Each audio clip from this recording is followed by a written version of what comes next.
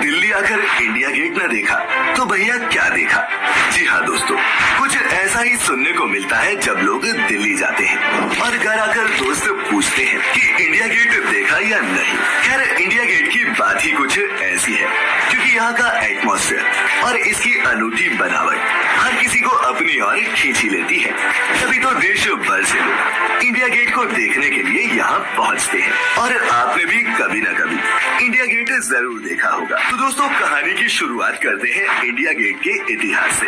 आपको बता दूं कि इंडिया गेट के निर्माण की कहानी फर्स्ट वर्ल्ड वॉर और थर्ड एंग्लो अफगान वॉर से जुड़ी है, जिसमें ब्रिटिश हुकूमत की आन बान और शान को बचाने के लिए हजारों ब्रिटिश और भारतीय सैनिकों और अधिकारियों ने दुश्मनों से लड़ते हुए अपनी जानें गंवा दी थी।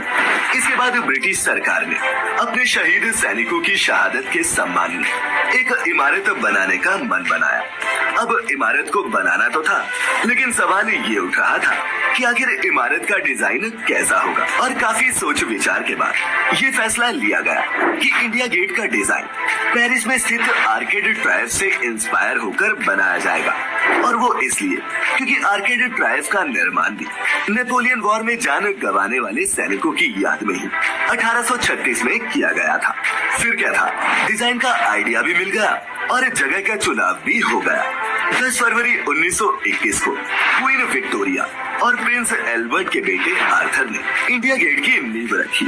और वहीं दूसरी तरफ इंडिया गेट का डिजाइन एडविन लुटियन नाम के आर्किटेक्ट ने ही तैयार किया था, जिन्होंने नई दिल्ली के कई इलाकों को डिजाइन किया है। और ऐसे शुरू हुआ भारत के इस ऐतिहासिक धरोहर इंडिया गेट के निर्माण का कार्य। कड़ी मेहनत और इंतजार के करीब 10 सालों बाद आखिरकार 12 फरवरी साल 1931 में इंडिया गेट बनकर तैयार हुआ। और इसके बनने के बाद एक शानदार कार्यक्रम का आयोजन किया गया, जिसमें उस वक्त के तत्कालीन वायसरॉय लॉर्ड इरविन ने इंडिया गेट को राष्ट्र को समर्पित किया। लेकिन दोस्तों, आपको एक और बात बता दें कि शुरुआती दौर में इंडिया गेट का नाम ये नहीं था, बल्कि ऑल इंडिया वॉर मेमोरियल रखा गया था, क्योंकि इसे वीर शहीदों की याद में बनवाया गया था, जिस पर आज भी हजारों जवानों के नाम गुदे हुए हैं।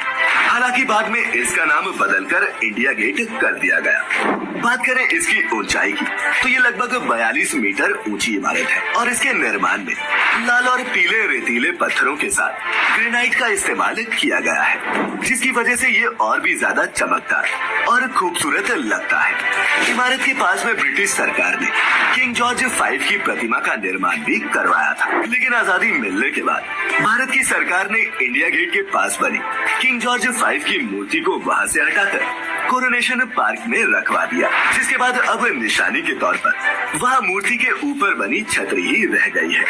यही नहीं, आजादी मिलने के बाद भारत ने इंडिया गेट में कई और बदलाव किए, जैसे कि यहाँ पर अमर जवान ज्योति स्थापित की गई, जो चारों कोनों पर हमेशा जगमगाती रहती है। इस ज्योति को उन शहीद अमर जवानों की याद में स्थापित किया गया था, जिन्होंने 1971 में भारत और पाकिस्तान युद्ध में लड़ते हुए अपनी शहादत दे दी। इसके अलावा इस अमर जवान ज्योति के पास एक चमकती हुई राइफल भी गड़ी हुई है, जिसके ऊपर इस सैनिक का एक हेलमेट रखा हुआ है, जो युद्ध में अपने प्राणों की आहुति देने वाले उन वीर जवानों की याद दिलाता है, जो भले ही आज हमारे बीच में ना हो, लेकिन उनकी अमर गाथा इतिहास के पन्नों में अमर होकर उनकी याद दिलाती रहेगी।